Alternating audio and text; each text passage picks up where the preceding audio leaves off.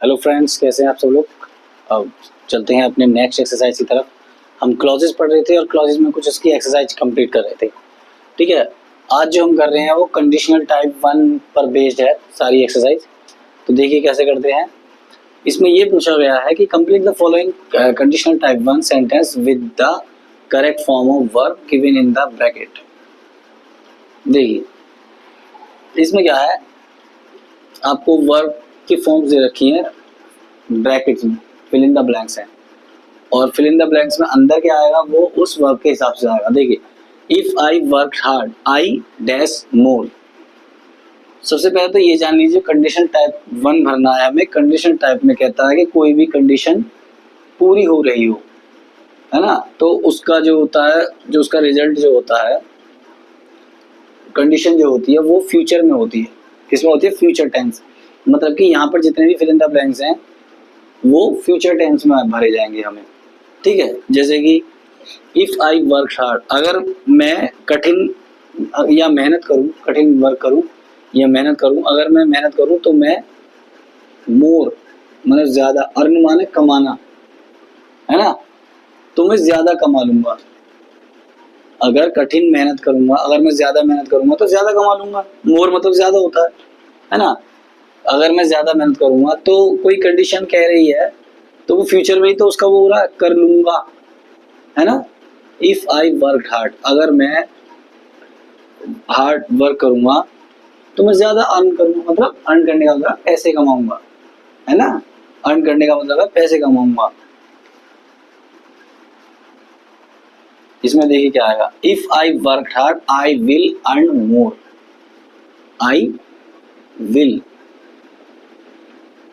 Earn more, EARN, form तो वही रहेगी। ठीक है, विल अर्न हो जाएगा, हेल्पिंग वर्ब विल लग जाएगी इसमें। दूसरे में देखिए if the weather is fine we dash swimming और ब्रैकेट मारा गो। इफ द वेदर, अगर मौसम ठीक हो, अगर मौसम ठीक होता है, अगर मौसम ठीक होता है तो, यानी ब्रैकेट कोमा लग रहा है, अगर मौसम ठीक होता है तो हम स्विमिंग, यानी स्विमिंग के लिए जा रहे होंगे, और गो का मतलब जाना, तो हम स्विमिंग करने जाएंगे या स्विमिंग के लिए जाएंगे अगर मौसम ठीक हुआ तो। वही मुझे हम फ्यूचर में लगा रहे हैं, गा गे की जो लगता है इन्हीं कंडीशंस पे तो लगता है। अगर अगर मेरे पे टाइम हुआ तो मैं खेलने जाऊंगा, है ना। अगर मैं सुबह जल्दी उठ गया तो मैं मॉर्निंग वॉक पे जाऊंगा। फ्यूचर में बनते हैं ना अगर के बाद वाले। तो ऐसे ही है, एक बार आप कंडीशन टाइप 1 पढ़ लेना, जिसमें जिसमें लिखवाया उससे समझ में आ जाएगा। तो if the weather is fine, अगर मौसम ठीक है, ठीक होता है या ठीक है, we will go for swimming, हम स्विमिंग के लिए जाएंगे अगर मौसम ठीक होता है। We will go for swimming. ठीक है। थर्ड देखिए, इफ दे डोंट कम सून, अगर वो जल्दी नहीं आते हैं, अगर वो जल्दी नहीं आते हैं, आई डैश फॉर ऑफिस और लीव, लीव माना चला जाना, चला जाना छोड़ देना। आई, मैं ऑफिस चला जाऊंगा, ठीक है, मैं ऑफिस चला जाऊंगा। अगर वो जल्दी नहीं आते तो मैं ऑफिस चला जाऊंगा। तो जाऊंगा, फिर से गा आ रहा है, तो I will leave for office, I will leave for office, मैं ऑफिस के लिए चला जाऊंगा, यानी या फिर मैं छोड़ दूंगा, ऑफिस चला जाऊंगा।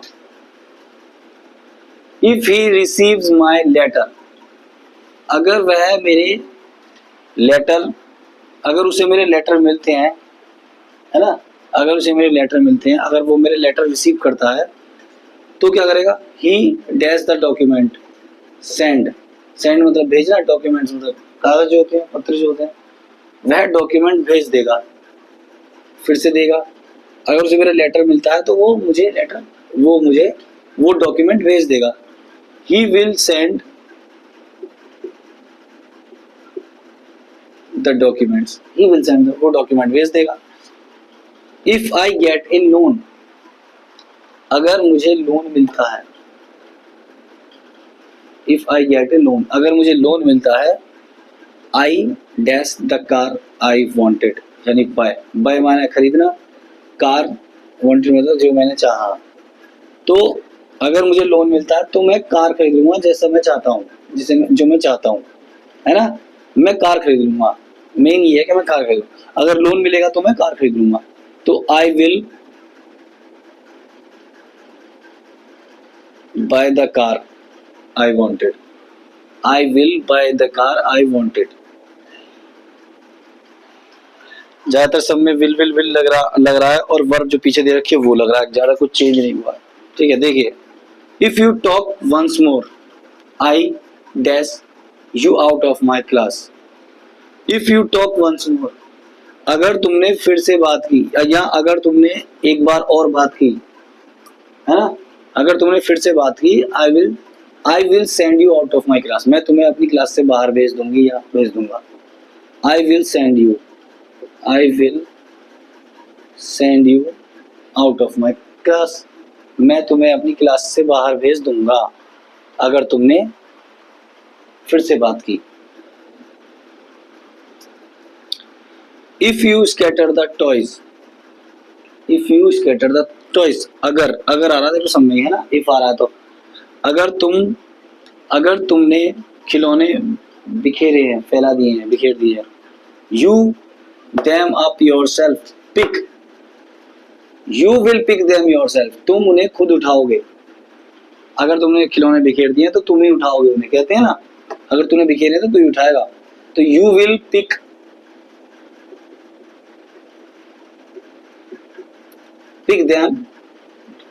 देम अप योरसेल्फ, तुम उन्हें खुद ही उठाओगे।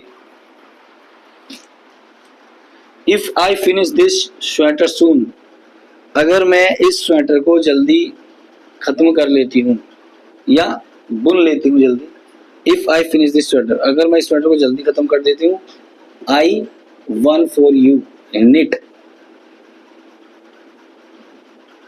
तो मैं एक तुम्हारे लिए सिल दूंगी, अगर मैं इस स्वेटर को जल्दी खत्म कर देती हूँ तो मैं एक तुम्हारे लिए सिल दूंगी, इसका मतलब ये है, तो आई विल निट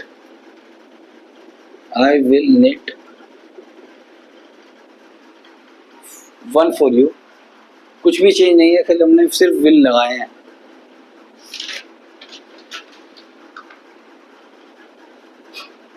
ठीक है, इफ शी वर्क हार्ड, अगर वह कठिन परिश्रम करती है ना, अगर वह ज्यादा मेहनत करती है, वह पास हो जाएगी, अगर वह ज्यादा मेहनत करेगी तो पास हो जाएगी, अगर वह ज्यादा मेहनत करती है तो पास हो जाएगी। शी विल पास, बस ये भरना है, विल आएगा और वो आएगा। इफ आई एम हंग्री, अगर मुझे भूख लगती है या अगर मैं भूखा हूं तो dash I something to eat यानी गेट, तो मैं कुछ खाने के लिए लूंगा, I will get something to eat. तो इसमें ज्यादा कुछ भी नहीं था, सिर्फ विल लगाना था, कंडीशनल जैसा टाइप 1 में बताया गया, विल लगाना था और अपना जो वर्ब है वो सेम वही रखनी थी। ठीक है, आप कीजिए, फिर नेक्स्ट पे चलते हैं।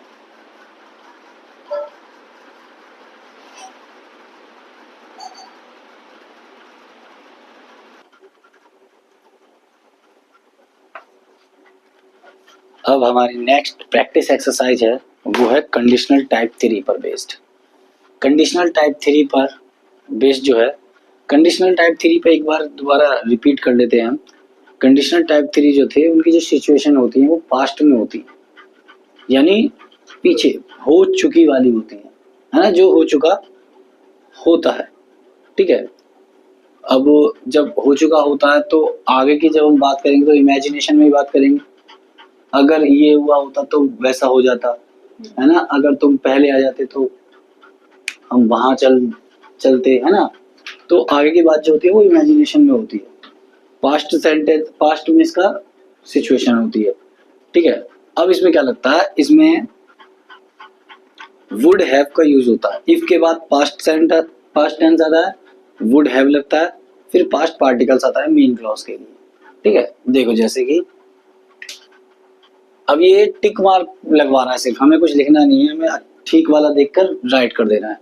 If you had worked hard, third form लगनी है वर्क की, तो इसका मतलब पीछे की बात हो रही है।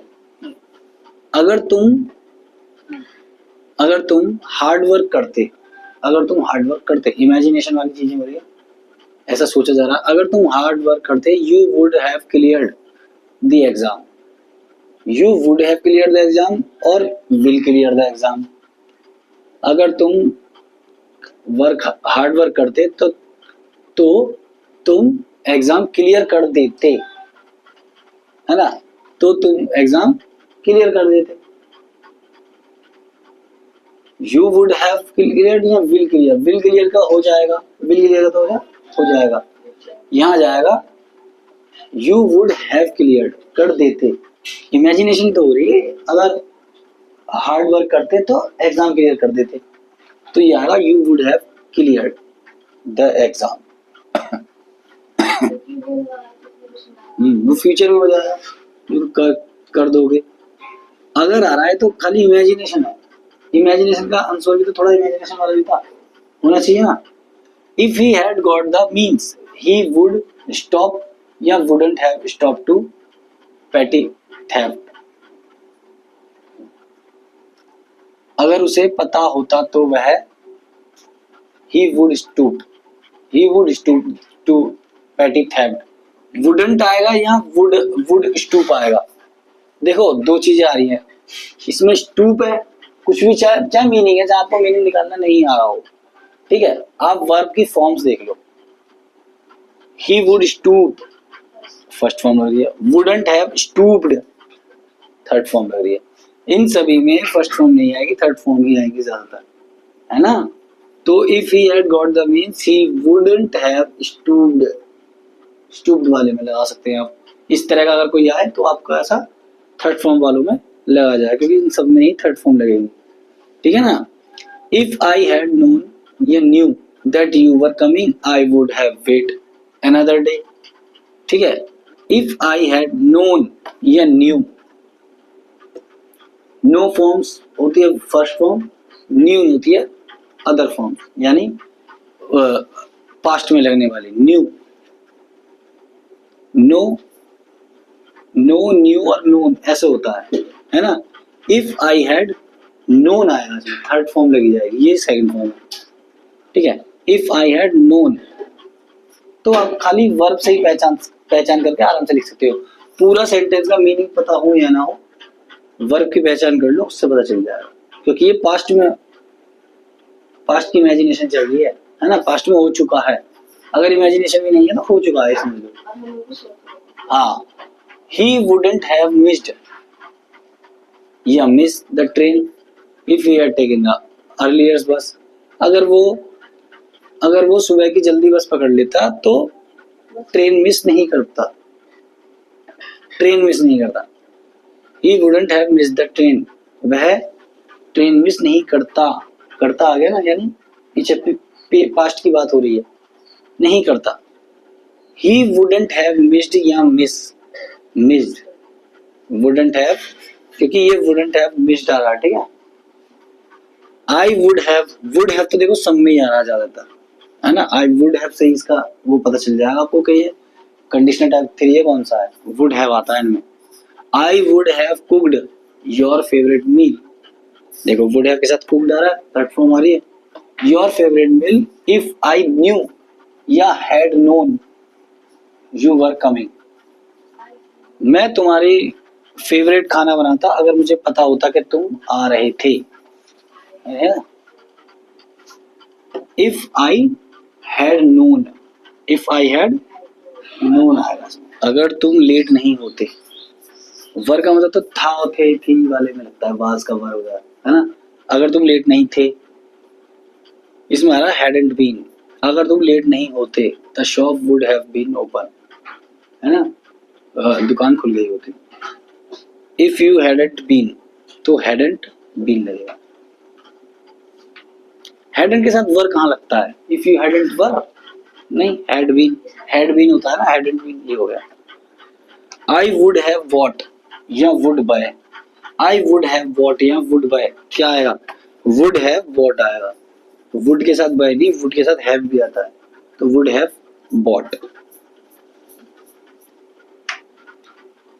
इफ यू केम या had come, if you came या had come to the partly fast evening, last evening sorry, F सा लग रहा है, लिखा तो लास्ट ही है, last evening you would have meet my sister, if you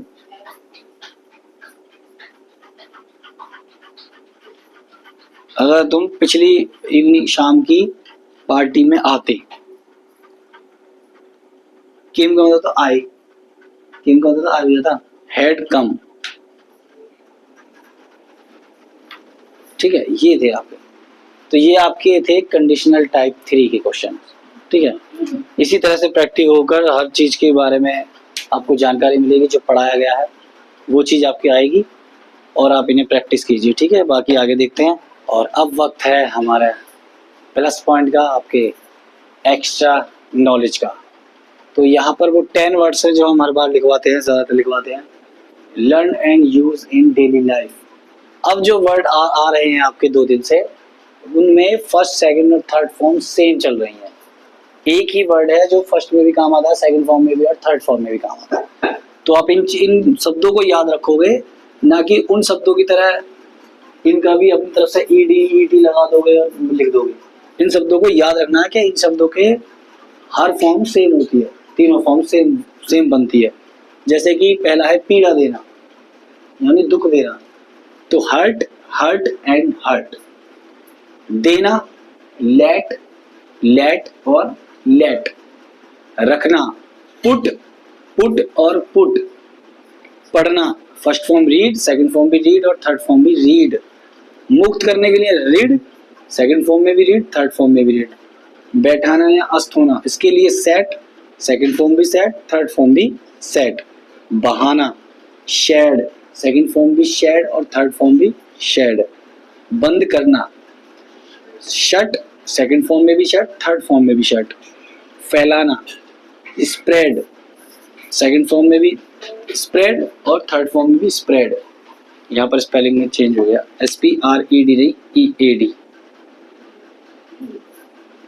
second form भी स्प्रेड और थर्ड फॉर्म भी स्प्रेड। ठूसना first form thrust, second form भी थ्रस्ट और थर्ड फॉर्म भी थ्रस्ट। तो इन शब्दों को याद रखना, इनमें सभी के वर्ड एक से ही होते हैं, तीनों फॉर्म्स में, ठीक है। आज के लिए इतना ही, प्रैक्टिस करते रहिए, पढ़ते रहिए। Thank you.